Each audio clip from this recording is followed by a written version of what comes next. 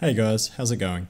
So I've been asked a lot recently to show my current controller or sensitivity settings, and I haven't done a video like this for a while, so there have been a few changes. What we'll have a look at today is a brief run through of the different settings and the benefits of having them set to where I currently have mine. Again, if you're here simply to see what my current settings are, just check out the photo links in the description of this video. If you do find this video helpful, please give me a thumbs up. It definitely supports me and helps me to get my content out there.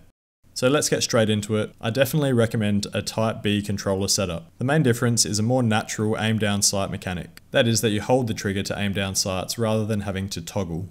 I feel that this gives your overall settings a more authentic first person shooter type feel. I personally invert my Y-axis. This is purely a preference and I feel that it holds no benefit from a gameplay point of view.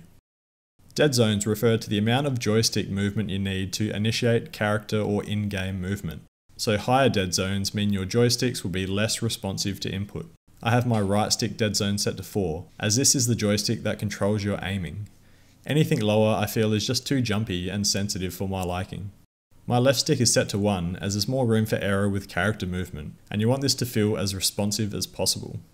Forward running sensitivity is set to the default of 10, that's worked fine for me so far. Movement sensitivity is at a max of 100. This pretty much means that your character will run with less forward stick input. In PUBG, you can be heard even if you're creeping, so I'm pretty much always either completely stationary or running. My vertical sensitivity multiplier is set to the default. I haven't seen a need to change this setting at all. General sensitivity I have set to 12, and I'm gradually increasing this number.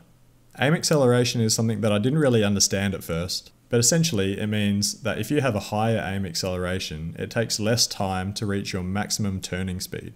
If you have aim acceleration off, it means that you have a consistent turning speed. And if you have it on at a low value, it pretty much means that you'll have more or less a consistent turning speed, but you will be able to keep up with moving targets, for example vehicles. For this reason, I have my aim acceleration on, but only set to 1. You can see in the video here the different parameters for having aim acceleration on as low or high, as well as when you have it turned off.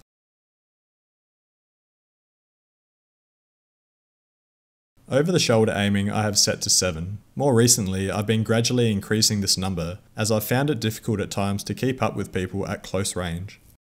Aim down sight sensitivity is the most important concept for having good aim in PUBG. As you can see, my aim down sight sensitivities are relatively low, except for the 15 times scope, but I pretty much don't use 8 times or 15 times scopes. So in a nutshell, what you want is high general sensitivity and low aim down sight sensitivity, and that's how you get good aim. For this to be effective though, you do need to be able to settle your crosshairs on your enemy prior to aiming down sights.